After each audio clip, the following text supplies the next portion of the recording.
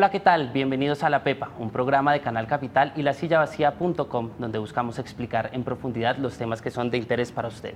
En el 2016, La Paz no solo tuvo la mirada hacia las FARC, también el gobierno hizo pública una agenda inicial de diálogos con el ELN, anuncio que se dio a conocer el 30 de marzo en Caracas, Venezuela, donde las delegaciones del gobierno y de esta guerrilla dieron a conocer su hoja de ruta.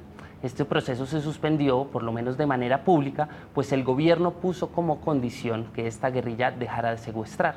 Luego de varios meses, el gobierno y el ELN anunciaron que arrancarían definitivamente las negociaciones el 27 de octubre en Quito, pero esto quedó condicionado a la liberación del político chucuano Odín Sánchez.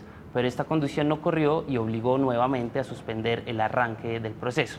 En teoría, ambas delegaciones se volverán a ver el 10 de enero del siguiente año. Para entender por qué ha sido tan complejo todo este proceso, tenemos a dos expertos invitados acá a Canal Capital. Ellos son Víctor de Currea, él es doctor en Derechos Humanos de la Universidad Complutense de Madrid, es columnista del Espectador y es profesor de la Universidad Nacional. Bienvenido, Víctor. Muchas gracias y esperamos tener una buena conversación. Así es, se lo garantizo. También tenemos a Álvaro Villarraga, él es politólogo de la Universidad del Valle, es especialista en resolución de conflictos y derechos humanos y es directivo del Centro de Memoria Histórica, también es miembro de la Red de Paz en La Silla Vacía. Bienvenido. Gracias, Eduardo. Muy amable por la invitación. Me alegra mucho compartir con Víctor. Así es. Bueno, con estos dos expertos vamos a ver qué saben los que saben.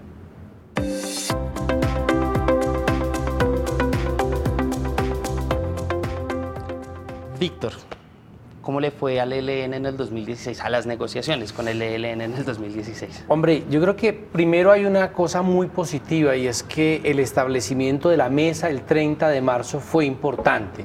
Importante porque aparece una agenda que, aclaro, no es del ELN, es una agenda gobierno-ELN, donde respetan la particularidad de esta negociación, donde se subraya la participación de la sociedad, donde se plantea y se reconoce que hay la necesidad de unas transformaciones mínimas o básicas para hablar de paz, y eso fue altamente positivo. Yo tuve la posibilidad de estar en Caracas y fue muy esperanzador la instalación de la mesa.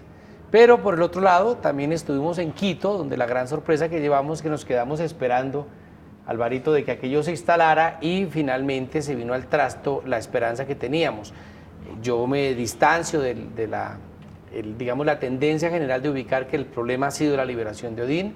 Creo que ha sido una mesa muy tortuosa, tuvo grandes quiebres, no solamente en abril, en enero tuvo una gran crisis, y creo que seguimos en un problema grave, y es, a veces siento que el gobierno está hablando de una cosa y el ELN de otra, aunque usen las mismas palabras.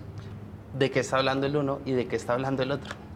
Creo que hay un sector del gobierno que sigue creyendo que el ELN es una guerrilla minoritaria, secundaria, casi un apéndice del ELN, de las FARC, perdón, y por tanto debe tratarse de una manera minoritaria, casi que subsidiaria del proceso con las FARC, o el afán de que el ELN se pliegue, se someta a todo lo acordado en el proceso de las FARC. Eso sigue existiendo dentro de un sector del gobierno, no necesariamente el equipo negociador actual. Creo que Juan Camilo Restrepo entiende mejor la naturaleza del ELN, y el ELN sigue hablando de que no se trata de un proceso de dejación de armas, no se trata de que estén arrinconados, no se sienten arrinconados, sino al contrario, sienten que lo fundamental es la participación de la sociedad. El ELN no está ni afanado por el calendario electoral, como sí algunos sectores del gobierno, no está preocupado por la correlación militar porque no se siente derrotado, y en ese sentido sus prisas y sus velocidades son diferentes. Álvaro, le hago la misma pregunta que le hacía Víctor. ¿Cómo le fue a la negociación con el ELN en el 2016? Yo me inclino por ilustrar en una visión estratégica histórica, para no dar una respuesta simplista y de coyuntura. Claro. Se pueden dar interpretaciones o discusiones, pero que de pronto pierden la perspectiva de un proceso que necesariamente es histórico, por lo prolongado del conflicto y por la dimensión tan grande de la paz. Digamos que el año 2016 fue importantísimo para la paz, no solo con las FARC, sino también con el ELN, porque se definió la agenda y se inició un proceso de paz, y eso ya es decir bastante. Miremos una cifra un poquito aritmética y sencilla. El ELN lleva de lucha armada 52 años. Y de esos 52, exactamente la mitad, 26 años, está entre el dilema de la guerra o la paz. Desde que abrió diálogos junto con las FARC, con el gobierno Gaviria, al momento de la constituyente, y cuando se cuaja la paz con el M-19, con el EPL y con otras insurgencias menores regionales, de ahí para acá el ELN ha conversado con todos los gobiernos, pero no ha prosperado en definitiva un proceso de paz, por circunstancias complejas, no atribuible a una sola de las partes. ¿Y por qué este año es más positivo que los anteriores? Por eso, mi conclusión es que asistimos a una coyuntura histórica. Venir de una guerra, venir de la violencia, venir de la negación del Estado, emprender una acción insurreccional, venir el Estado y los gobiernos comprometidos con una política y con una acción militar contrainsurgente, es decir mucho. Es reconocer que hay un conflicto bélico, una guerra interna. Pasar de allí a un entendimiento en la mesa ya es un paso supremamente importante, que no fácil. No hay una conversación, un diálogo y un proceso de paz fácil, ni en Colombia ni en ningún lugar del mundo. Pasar a la guerra es difícil, pero dejar la guerra, la inercia de la guerra, y pasar al entendimiento de paz es traumático por naturaleza, es difícil lograr consensos. Ya tenemos unos consensos con el ELN, ha sido difícil, quizás ha sido lento, la exploración duró más de un año. Se definió la agenda en Caracas, que aludía ya Víctor, y se suspende ahora el resto del año, de marzo hasta final de año, e inclusive fracasa la instalación de la mesa ya de conversaciones pública y permanente. No obstante ello, digo, este año es histórico con las FARC, ya un acuerdo terminado que inicia su aplicación, con el ELN una negociación con agenda ya definida, con una metodología particular propia a las exigencias y a las apuestas históricas del ELN, y en ese sentido, históricamente, ese es un buen inicio. ¿Cómo abordarlo? Obviamente ahí hay dificultades y desentendimientos. Mientras tanto, los invito a ver qué preguntan en la calle.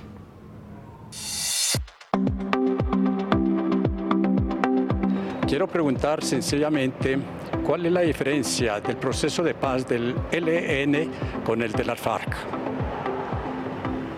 Víctor, no es una pregunta tan sencillamente, ¿no? Eso en un minuto va a ser muy complicado contestarlo, pero digamos algunas cosas. Primero, el ELN como organización, algunos lo definen más como una organización político-militar y las FARC mucho más cercanas a un ejército.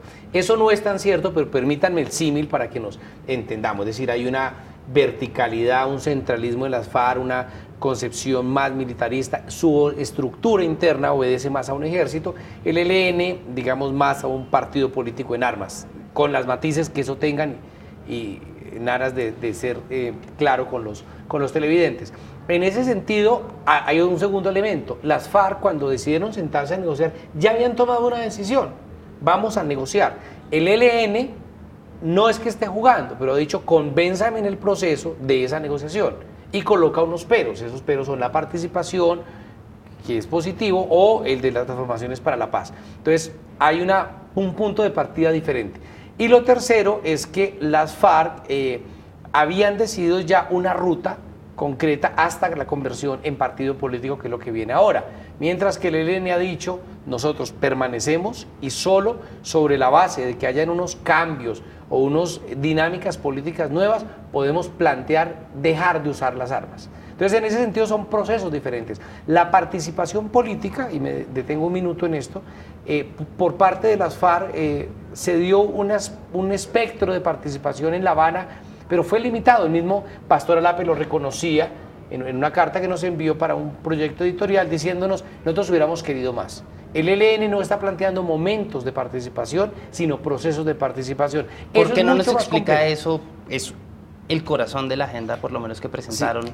Las FARC hicieron unos foros y sobre los foros sacaron unas recomendaciones. Lo que el ELN está diciendo es, no queremos negociar nosotros, queremos que la sociedad establezca la agenda. De hecho, el punto 1A de la agenda es participación. El 1B de la agenda es que la misma sociedad decide sobre qué temas quiere discutir. Entonces, lo interesante de esto es que el ELN plantea No es una mesa triangular, pero es un espacio donde la sociedad se articula en sus demandas para la construcción del país. Pero aquí no estamos hablando de una sociedad que son los indígenas, las negritudes, los campesinos, sino todo el país, incluyendo los empresarios, los militares. Que se plantea un reto muy grande, ¿no, Álvaro? Y es como una agenda que, digamos, uno en la ley dice, bueno, sí, hay 3 puntos y demás, pero es una agenda no agenda, porque es una agenda donde está todo por definir dependiendo de esa participación ciudadana. Muchos no entienden esa situación y me parece importante que se haga claridad, porque de pronto está la idea del tipo de negociación de agenda que hubo con las FARC, no solamente la actual, en su forma también en la experiencia del Caguán y en otros intentos con las FARC. Siempre, digamos, las FARC se movió desde la bilateralidad y desde sentarse con el gobierno y buscar una solución política, buscando en la mesa las transformaciones de la solución política. El ELN ha tenido una apuesta distinta y no es noticia nueva. Esa apuesta la tiene desde los años 90, desde mediados de los 90. Esa apuesta inclusive ha llevado ya algunos acuerdos parciales. Quizás el punto inicial es en 1998 en el acuerdo de Mainz, Alemania, con el Consejo Nacional de Paz, durante el gobierno de Samper. El ELN plantea la paz debe basarse en una convención nacional. Quiere decir en una exploración buscando consensos en la sociedad, en toda ella, desde lo local, lo regional y lo nacional. Y dice el ELN, yo no defino la paz, ni yo la defino con el gobierno en una mesa. La paz debe ser una construcción de consensos sociales.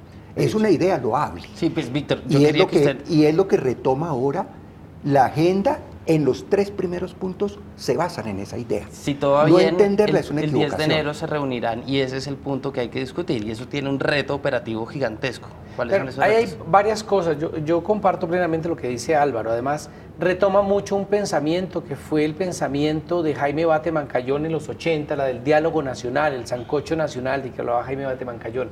A mí me parece que eso es loable. Ahora, no hay experiencias en el mundo donde un proceso de paz tenga este grado de participación. Se tuvo algún grado de participación en Guatemala, en Filipinas.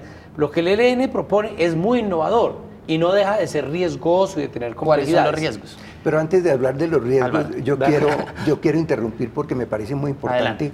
Y sirve mucho la idea de que los gobiernos y la propia sociedad deben entender que una guerrilla no es copia de otra, o que una guerrilla puede negociar y la otra tiene que hacerlo igual, porque se equivocan. Miren lo interesante. Era un poco esa idea que uno sentía, oiga, los del ELN no se subieron al barco de Pero esta es que paz, miren lo es otra interesante. cosa distinta. Mire, tú recuerdas a Jaime Bate Mancayón. ¿Cuál fue la apuesta estratégica del ELN para la paz? Un diálogo nacional. El ELN nunca pensó imponer las transformaciones, sino exigir que hubiera un diálogo nacional para que hubieran consensos nacionales. Mire la paz con el EPL. El EPL fue el autor de la idea de una Asamblea Nacional Constituyente, 7 años antes de negociar el acuerdo de paz. Y el EPL le propuso al gobierno, en su momento una guerrilla de la dimensión del ELN, no vamos con usted a negociar las transformaciones, cítese una constituyente que cambie el régimen político y que las guerrillas lleguen como partido político. Cada una de las 4 guerrillas ha tenido una concepción distinta, bajo un denominador común, transformaciones en lo político y en lo social, que se supere la exclusión política, que haya garantías para partidos de izquierda, que haya reivindicaciones en el ámbito popular, campesino, de los trabajadores. Pero si los gobiernos y la sociedad no entienden esto, ahora me atrevo a decir en una interpretación optimista, si avanza la negociación del ELN, el reto lo tiene la sociedad. Porque la mesa gobierno ELN lo que hacen es convocar a la sociedad que es uno de los retos finalmente. para el desarrollo como el de la mayoría de los 3 sirvió puntos de para la agenda. convocar a la sociedad. Porque los Víctor, otros claro. 3 puntos son coincidentes: víctimas, el paso de las armas a la política y el tema ya de toda la aplicación de los acuerdos. La implementación, sí. Yo creo que es importante y para los televidentes, ¿no? Entender primero que en Colombia hay un conflicto armado. Segundo, que este conflicto armado no es fruto del narcotráfico. El narcotráfico es un combustible. Tercera cosa, que hay unas causas estructurales que tienen que ver con la tierra, con la exclusión política, con la situación económica, con la inequidad tan grande que tenemos. Y que en eso, sin demeritar para nada los crímenes de guerra que han hecho las partes, se plantea una asamblea para decir qué tipo de país queremos. Entonces aquí el reto grande es si la sociedad tiene la madurez política, o sea, de asumir en últimas, este el desafío. gran riesgo es que la sociedad no copie ese mensaje. Claro, ese es un problema. O que y no la sirva, o segunda que es, se vuelva una burocracia pero ahí tenemos otros interminable. dos riesgos, y es cuando decimos sociedad que estamos hablando, de la sociedad del Parque de la 93 o la sociedad de Catatumbo. Porque es que hay La diferencias. misma que no votó en el plebiscito. Pero hay otra cosa, ¿no? Y es si esa sociedad le permiten expresarse. Hoy llevamos 125 líderes de Marcha Patriótica asesinados. ¿Qué mensaje se le está dando al ELN? Es muy complicado que alguien decida participar en formas políticas, en activismo político, cuando ve que al alcalde de tal pueblito, que a la lideresa de tal otro, que al líder indígena de tal otro, los están asesinando. La pregunta es, el país no se movió frente al genocidio de la Unión Patriótica. ¿Se está dando algo similar con lo de Marcha Patriótica y el país sigue guardando silencio? Entonces, el reto es, y se lo digo a la sociedad, ¿no? Yo no creo que podamos medir la sociedad solo por lo que digan unas minorías en 2 o 3 personas. Nosotros también, nosotros no somos voceros de la sociedad, somos unos opinadores, ¿cierto? Pero hay un gran cúmulo de la sociedad que está en silencio, a la que le invitamos, pronúnciese qué tipo de paz quieren, y creo que esa puerta que nos abre no el ELN, sino el ELN y el gobierno debe aprovecharse al máximo para que discutamos realmente qué país queremos. Álvaro, hay un tema que mucha gente no tiene en la mira, y es que el ELN es una guerrilla de base religiosa. ¿Eso cómo juega en estas negociaciones? Bueno, yo diría no solamente de bases religiosas, más que eso yo diría el ELN es una guerrilla distinta porque es una guerrilla un poco más compleja, un poco más plural. ¿En qué sentido? Decir más plural y decir más compleja es un reconocimiento en positivo, porque es que en el ELN desde su origen hay vertientes de la teología de la liberación, vertientes cristianas. ¿Esto no es representativo de toda la guerrilla, diría usted? No, también hay vertientes marxistas, también hay aproximación entre las dos concepciones, también hay un origen de guevarismo propiamente, que tiene su distanciamiento con la interpretación clásica. ¿Qué tanto comunista. juega la religión en esta negociación? No es elemento central, no es un elemento allí hay una religiosidad, es curioso, etcétera. de pronto, uno de los frentes más anticlericales es el Domingo Laín, y tiene por nombre el nombre de un cura. Es decir, cuando a mí me piden definir al ELN, yo a veces pienso en un Jesucristo obrero, un Che Guevara y un Carlos Marx, ¿no? Revuelva todo eso, échele sal y pimienta y eso termina siendo. Es decir, y la complejidad. Pero además de eso hay una complejidad que sé que le estás pensando, que es la de Arauca, Cauca, Chocó, como la guerrilla del ELN está muy imbricada en la sociedad. Entonces, eso hace que también sus dinámicas locales le den cierta es una guerrilla, particularidad. digamos, que penetró más en la sociedad, si se quiere. Sí, yo diría que sí. yo creo que también creo que sí, incluso porque el ELN mismo siempre se ha definido como organización político-militar.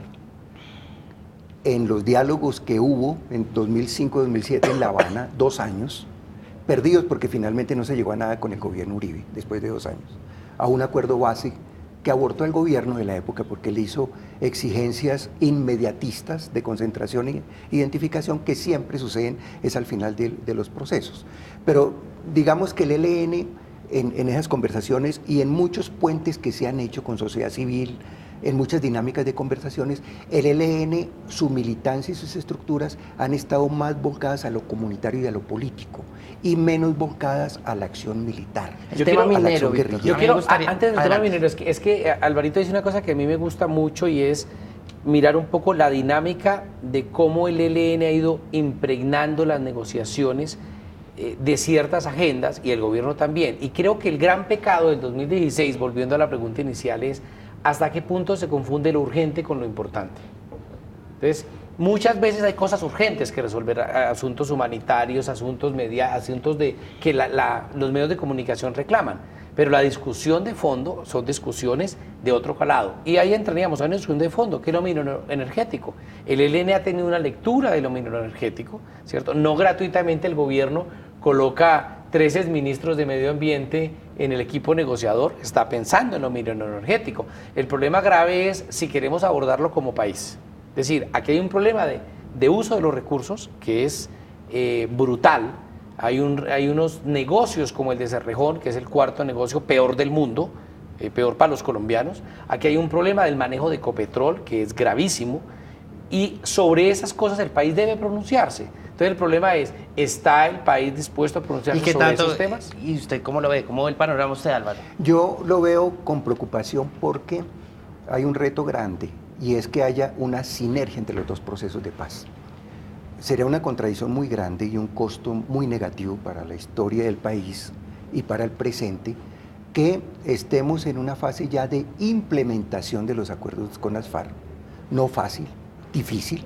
Víctor recuerda y pone de presente, se están presentando asesinatos políticos, no se logran plenas garantías, vemos todos los resultados del plebiscito, una opinión dividida, etcétera, pero por encima de todas las consideraciones críticas y los riesgos y los retos que son grandes, el país está atravesando una coyuntura importantísima de profundidad histórica, que es la construcción de la paz, una paz en firme con las FARC. Muy lamentable que no exista la sinergia entre los dos procesos de paz. La sinergia de la cual dijeron el presidente Santos y su gobierno, las FARC y el ELN, queremos que haya convergencia en la aplicación. Eso pone un gran reto, que funcione esa mesa, que se aclimate el ambiente, que ojalá haya cese de los fuegos entre el gobierno y el ELN.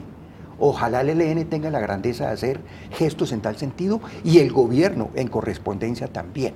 Que no tengamos los traumas que incluso el proceso de las FARC llevó, sino ojalá sea un proceso en lo posible más expedito para que haya una convergencia y para que haya el ambiente favorable a que participe la sociedad, como es la apuesta central de la agenda que se abre con el ELN y el gobierno. Víctor y Álvaro, los invito a que me digan la pepa del asunto.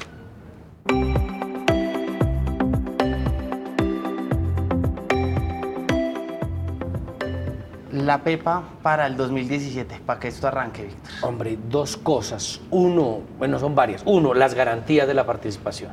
Si a la gente la siguen matando es muy complicado. Dos, abrir de verdad una agenda de transformaciones para la paz. Y tres, entender que la construcción de paz va más allá del fin del conflicto armado. Odín. Odín es un elemento, es una persona, pero la situación de Odín es un elemento más que no creo que ahí se esté jugando lo esencial. Hay que destrabar eso, esperamos la pronta liberación, pero también esperamos muchas otras cosas, la liberación de los gestores, la definición de los indultados, o sea, esas complejidades que yo creo no son la piedra angular, creo que los frenos, los palos de la rueda del proceso de paz están en otro lado. La pepa para que esto se destrabe. La pepa, mirando al 2017, la resumo en 3 elementos. El primero, coherente y plena aplicación cumpliendo lo pactado gobierno FARC. Vía legislativa. O sea, usted arrancaría por otro proceso, mostrar garantías de que un proceso funcionó para que el otro funcione. Por la sinergia y por el ambiente. Manda un mensaje. Por el ambiente. Segundo, gobierno y ELN no se paren de la mesa. No tengan más desentendimientos en la interpretación de los acuerdos, sean coherentes. Y andando esa mesa, tercer elemento, la sociedad debe participar en la construcción de ese acuerdo, así está diseñado. Que eso se liga con la aplicación del conjunto de los acuerdos de paz y se liga con la excelente movilización estudiantil, juvenil y ciudadana que salió a reclamar los acuerdos y que nos recuerda que aquí ha habido una sociedad con movimientos de paz que puede ser gestor y garante definitivo del alcance de estos acuerdos de paz. Víctor y Álvaro, muchas gracias por acompañarnos en La Pepa. Y a todos ustedes recuerden que este es un programa en alianza de lasillavacía.com y Canal Capital. Pueden escribirnos @lasillavacía o @Canal Capital con el numeral La Pepa o el hashtag La Pepa y cuéntenos a qué tema les gustaría que le echáramos pepa en otro programa. Hasta la próxima.